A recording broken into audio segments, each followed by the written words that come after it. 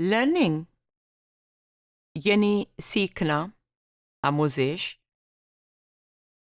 उस पे हमारी बायोलॉजिकल पाबंदियाँ, लिमिटेशंस क्या हैं? तो we are going to study biological constraints on learning. क्योंकि हम इंसानों या जानवरों के साथ लर्निंग के तजर्बात करते हैं, तो कुछ उनकी जिस्मानी फितरी मजबूरियाँ होती हैं जिस तरह वो हैं। मसलन चूहे पंजे इस्तेमाल करेंगे, बिल्ली पंजा इस्तेमाल करेगी, कबूतर चोंच मारेगा, उनका खाना भी जो है वो एक ख़ास तरह का होगा। तो ये बायोलॉजिकल कंस्ट्रेंट्स हैं कि वो किस हद तक हम उनके साथ क्या कर सकते हैं। कंडीशनिंग की जो कुछ मिसालें हैं वो इस पे डिपेंड करती हैं कि स्टिमुलाई और बिहेवियर में क्या रिलेशनशिप है, लेकिन इस पे भी डिपेंड करती हैं कि जेनेटिकली यानी मौरूसी तौर पे कौन सा ऑर्गेनिज्म, इंसान या कौन सा जानवर जो है वो प्री डिस्पोज्ड है, यानी वो पहले से प्रोग्राम्ड है, उसके फितरत में है कि वो अपनी इन्वायरमेंट की किस स्टिमुलाई को अटेंड करता है और हम किसको यूज़ कर सकते हैं उसकी कंडीशनिंग के लिए। एनिमल्स के अंदर इनकोडेड है उनकी जेनेटिक इनहेरिटेंस में the type of sensory cues like taste, smell और appearance that are most likely to signal dimensions of reward और डेंजर। कुछ जानवर बू से खतरे को पहचानते हैं, खुराक को पहचानते हैं, कुछ सेंस ऑफ टच से रास्ते को समझते हैं, कुछ मूवमेंट के ज़रिए समझते हैं, कुछ विजन को ज़्यादा इस्तेमाल करते हैं, कुछ की स्मेल बहुत तेज़ होती है। इंस्टिंक्चुअल ड्रिफ्ट ये होती है कि हम जो लर्न बिहेवियर सिखाएं वो जो उनका इंस्टिंक्टिव नेचुरल फितरी इनबॉर्न बिहेवियर है, टाइम के साथ जो हमने सिखाया है वो उस तरफ को शिफ्ट होता है, ड्रिफ्ट करता है। बायोलॉजिकल प्रिपेयर्डनेस क्या होती है कि आप जिस्मानी फितरी तौर पे बायोलॉजिकली तैयार हैं। कुछ स्पीशीज़ के जो मेंबर हैं वो कम उनको लर्निंग सिखाने की ज़रूरत होती है नॉर्मल से एक कंडीशन रिस्पॉन्ड को सीखने के लिए, क्योंकि वो उनके अंदर पहले से बायोलॉजिकली प्रिपेयर्ड रिस्पॉन्स होती है बिकॉज ऑफ देयर नेचर। अब इन जेनेटिक लिंक्स के खिलाफ जाने से एक्सपेरिमेंटर को कोई ख़ास कामयाबी नहीं होगी। Humans are biologically prepared to acquire intense fears, खौफ, जिसे हम फोबिया कहते हैं, to stimuli such as snakes and spiders। इनके लिए जो खौफ है, मकड़ियों के लिए या सांपों के लिए, वो इंसान की फितरत में बहुत तैयार होता है और बड़ा रेडी होता है और ख़ुद ब खुद जल्दी से कंडीशन हो जाता है या करने की ज़रूरत ही नहीं होती, क्योंकि हिस्टोरिकली इंसान को इनसे खौफ महसूस होता है जैसे जैसे वो तारीख के अदवार से गुजरता रहा है।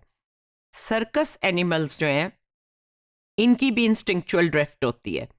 मसलन रेकून्स को कॉइन्स दिए गए जो उन्होंने किसी मनी बॉक्स, पिगी बैंक जैसे कहते हैं, मनी बॉक्स में डालने थे गल्ला, लेकिन वो उसमें डालने की बजाय उनको आपस में रब करने लग गए। जो पिग्स हैं वो अपनी थोतनी से खोदने लग गए और जो उनको टोकन दिए गए कि वो किसी चीज़ में डालें, कंडीशन की गई अगर वो डालेंगे तो खाना मिलेगा, वो उसकी बजाय उसको अपनी मुंह से आगे धकेलने लगे। ये एक इंस्टिंक्टिव नेचुरल बिहेवियर है जो कि जानवर करते हैं।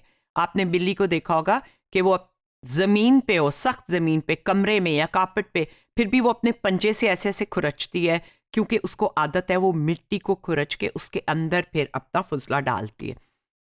तो टेस्ट एवर्जन लर्निंग जो है ये बायोलॉजिकल जो पहले से मेकअप है उसे यूज़ करके तैयार की गई। जब नया फ्लेवर या खुराक दी जाए तो जो चूहे हैं वो बहुत छोटा सा चखते हैं। इसलिए छोटा चखते हैं कि इससे हम बीमार तो नहीं होंगे, अगर नहीं बीमार होते तो फिर वो दोबारा जाकर ज़्यादा लेते हैं। ये उनकी नेचर में है, उनकी हिफाजत के लिए फितरत ने उनमें डाला हुआ है। जैसे आपको टेटनस का हल्का सा वो लगाएंगे डोज, और अगर कोई रिएक्शन नहीं होगा तो फिर बढ़ा के लगाएंगे।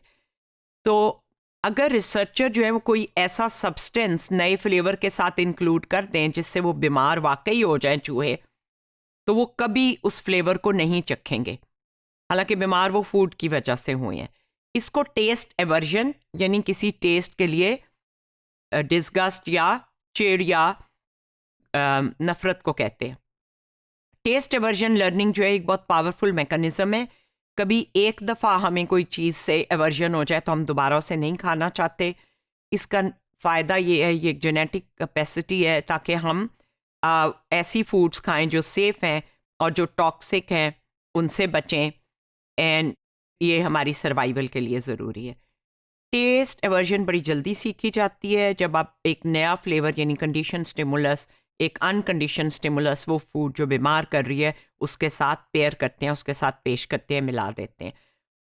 12 घंटे या उससे भी ज़्यादा इसको खाने के बाद भी और बीमार होने के बाद भी ये कायम रहती है और ये परमानेंट हो जाती है एक ही एक्सपीरियंस के बाद।